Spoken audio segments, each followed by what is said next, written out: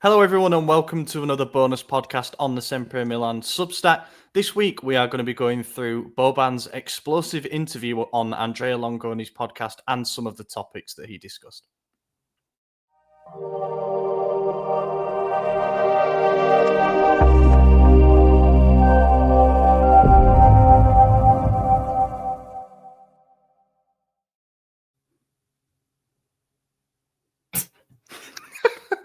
I was hoping we could all do stone faces to reflect the mood at the moment, but not possible. Was a heated start to the episode, huh? Yeah, just a bit.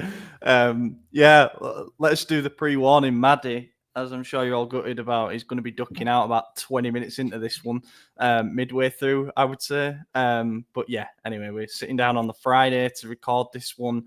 Boban's done an interview earlier in the week, and some of the comments, well, depends. Some of you might not believe what he says anyway, but some of the comments have certainly aged well after the Coppa Italia final defeat, which we are going to go through in full on the main pod. Obviously, we keep the main pod for doing our match reviews, and it will stay that way. But safe to say that it's not a happy Friday, is it? You know? No, it's darker in my room than normal as well. It's lovely and sunny here. But same. Yeah, just no desire to feel anything happy at the moment. I mean, the season's basically over, right? Yeah. Why continue? Yeah. I got three more games I got to watch, and unfortunately, one of them has Inter in it, but it'll be a hate watch for generations if they lose. So you could watch a third or a fourth game and watch the final Goodison Park game on Sunday morning. I won't, but I did hear they lift the beer in the stands ban.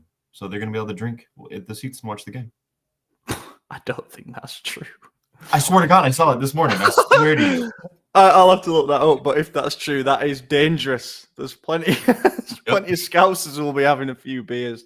That will actually be sick. But I'm glad that they're keeping it keeping it standing, Goodison. Oh, that is very true. Although it quotes Talk Sport and Instagram. So if that's where AJ gets his news from, I'm scared. But yeah, it was where I saw it on Instagram this morning. But it looked real. It wasn't like from some fucking nonce account. So nonce account. Right, yeah, as said, we're going to go through what Boban said. He has always been so complimentary about Milan since he left the club. It's almost as if he's got an axe to grind. But I do think it's important that his words are taken at face value. Just because you have to presume he's got the best interests of the club at heart. Maybe not this ownership in particular, or even the previous ownership who he got fired by, but some of the things that he says, I think, have resonated with people. I've seen quite a positive outpouring towards this interview that he's given. I say it was split into two parts. He did a podcast with Andrea Longoni, and yeah, he went over and reopened some old wounds, shall we say. So I've gone through and picked out some of the key quotes from it, and we're going to react to them, decide if there's any truth to them, decide if his side of the story is correct or incorrect. And there's some interesting anecdotes in there as well. So I'm going to start with the first question that he answered was about Inter reaching the Champions League final and us obviously being a long way off them. Some of these are just excerpts of his answers because he went on for minutes, and I've just picked out the key bits from that. He says, in terms of how to create a team that works well, yes, Milan are far away. If they make 3 or 4 correct additions and rebalance things a bit and give logic to their style of play, which isn't there because it hasn't been there all year, they can hope to have a real team. Inter are a competitive team that always know what they're doing, that have a clear identity. Milan don't. Milan don't have an identity. In fact, there have been 100 identities this season, and in the end, none of them were right. Fairly safe start. Yeah, I don't think that we are that far off. I think that we don't have an identity. I also think that our coaches this season have been whack. But, like, our players are there. Like, Pulisic and Leao on the wings could take us to a Champions League final. Pulisic has been there. I do think that Santi can be like the striker that can get 20 goals a season. We just need to have the correct playing style for these players. And that's not it. I think you're right. You know, it really is like 2 or 3 key acquisitions and an identity. I mean, that's it. Now, the identity is the hardest thing to get because you got to find a play style that works against your opponent, but also plays to the strengths of your players, and then find a way to make it work and implement it for throughout a whole season. Blah blah blah. That takes a good coach, something we haven't had in a really long time. I would even argue Pioli wasn't a good coach. It worked, But in terms of like actual coaching ability, I wouldn't put him up there with like the elites or anything like that. But yeah, we do need like a defensive midfielder. We need a proper right back and maybe even another center back. And then I do think we really are like those 2 or 3 acquisitions away from the next level. My worry is that we've gone so far backwards this season that even if we get those things, it won't be enough anymore because the players themselves are regressing. I mean, for the young players, it's stunting their growth. For the experienced players, it's, putting water on their fire that makes them want to give it their all. So I'm worried about that. And it might get to a point where we need to make more acquisitions and some replacements over like established stars because they're just no longer going to be wanting to be here. They're not going to have the drive to do it for this club if it keeps going the way it is. Yeah, I think that his comment is not necessarily wide of the mark, and as Maddie said as well, like the gap isn't as big as it is on paper in the league table.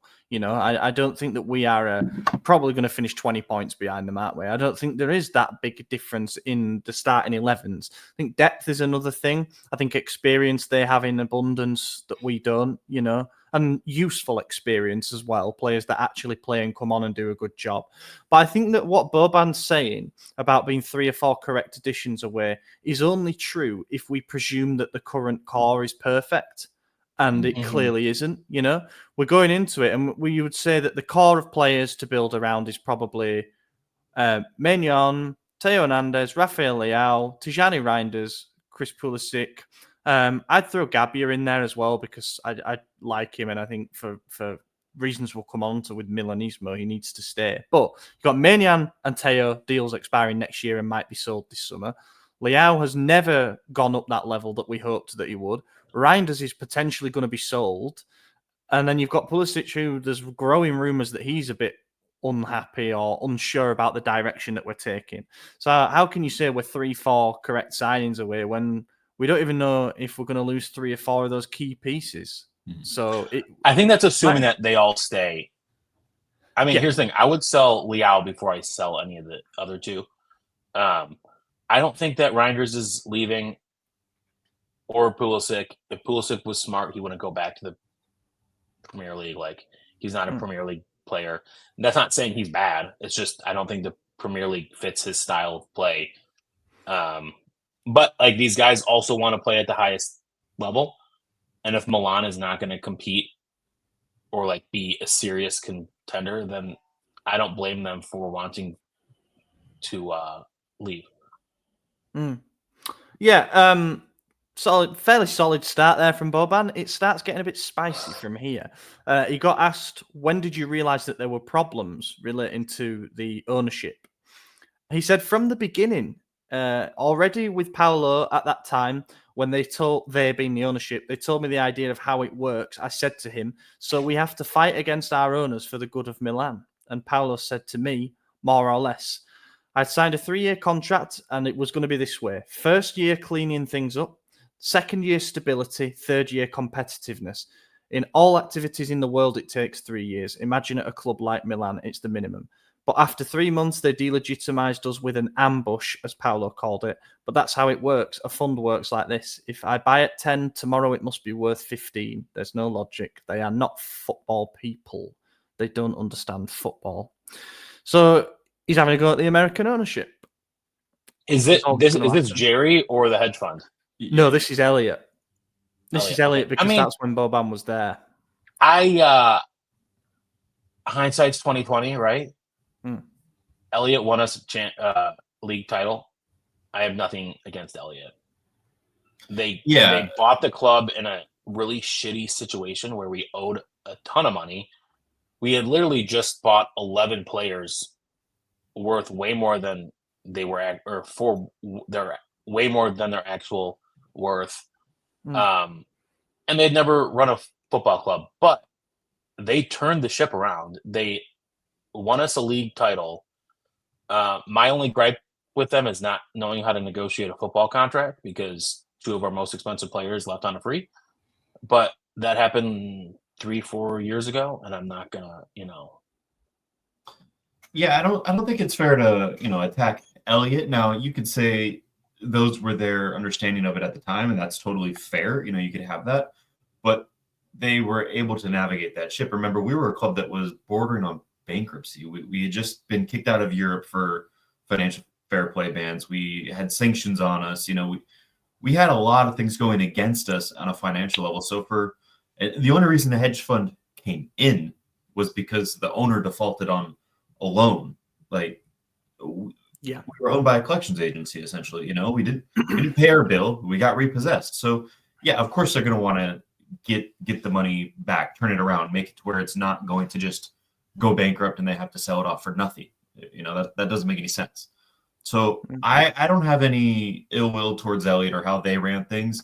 Would it have been exactly how I would have done it if it was me with unlimited money? Probably not, but I'm a fan. Now, if he wants to come at Redbird, by all means, yeah, right. shot, but Elliott, like, I don't have a problem. And look, they're going to also frame it. Remember who we're talking about. This is Boban here, and they're going to frame it as if they are the heroes of the Elliott story and Scudetto, whereas it probably isn't 100% all them. Of course, they played a big role, but so did Elliott in what they allowed to happen and the power that they gave them to do those things. So there is a lot of credit to be given out under the Elliott ownership. But yeah, I thought this was about just Redbird because Redbird was the one who got rid of Boban, right? No, he got fired by Elliott. For that. Oh yeah, because he was talking shit before too, huh? Yes. He was, yeah.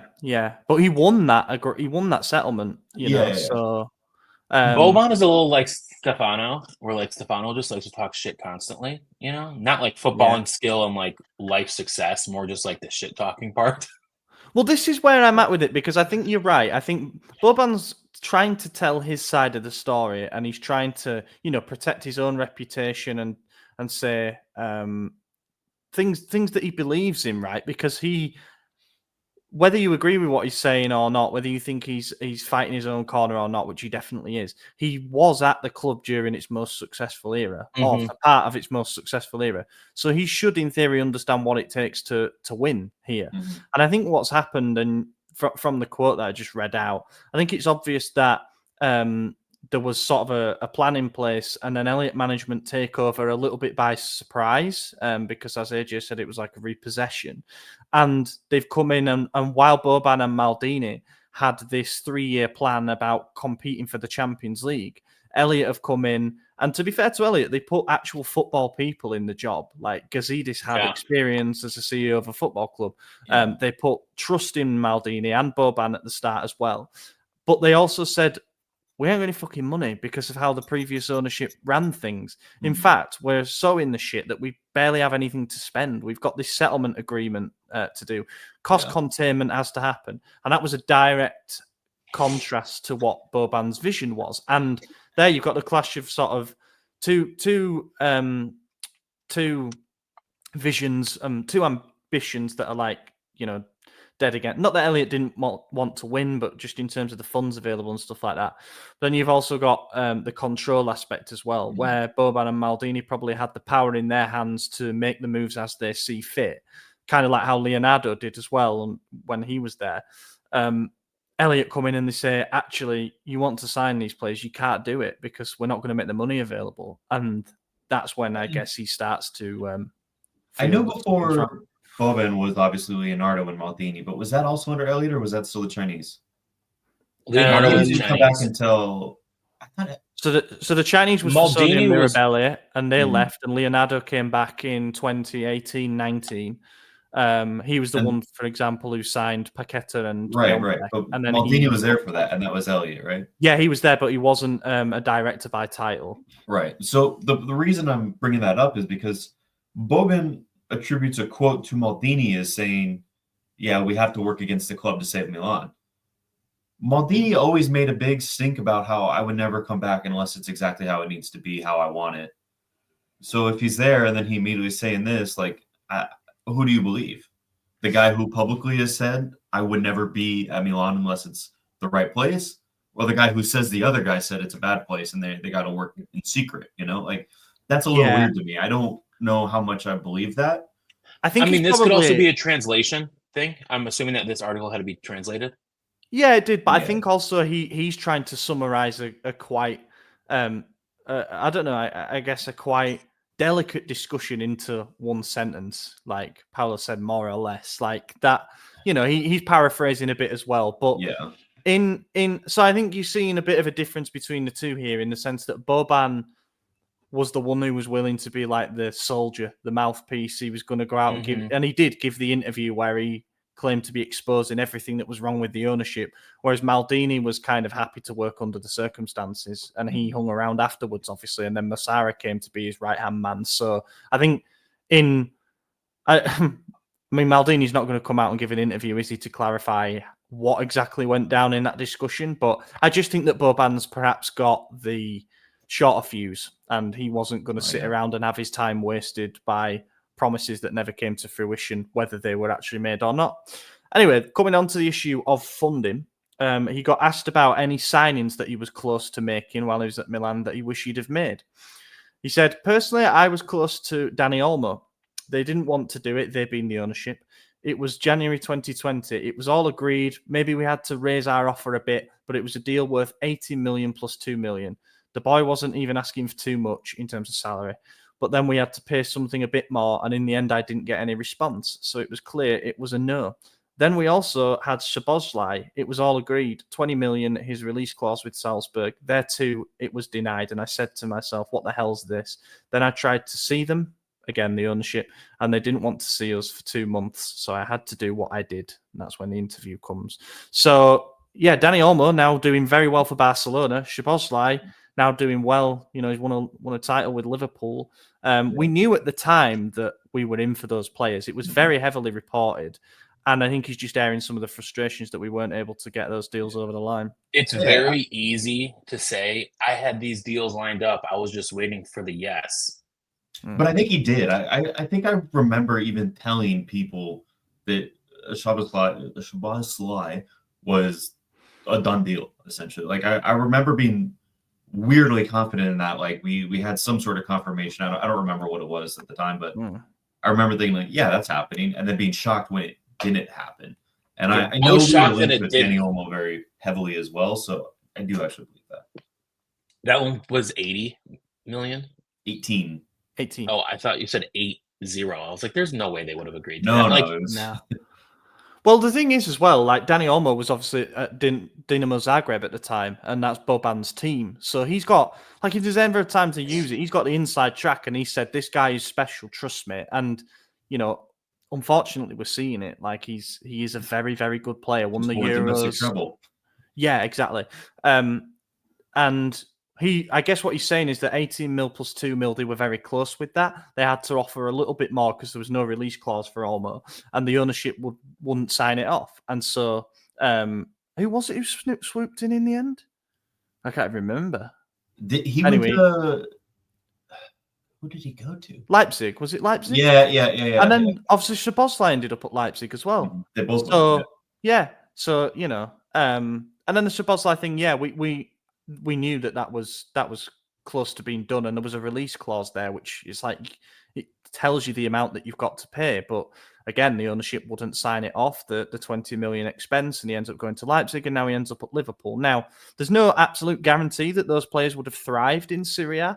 And of course, we're saying it looking at where they are in present day. And this was, 3-4, how long ago? 4 years ago? 5 years ago. So we don't know what their path would have been up to this point. They might have completely flopped for us in the way some other players have done. But I think he's just trying to outline that, they were getting deals lined up for an expense that we're familiar with around the 20 million mark. But then when it came to needing that little bit more, the owners would ignore him pretty much, as in like literally not get in contact with him.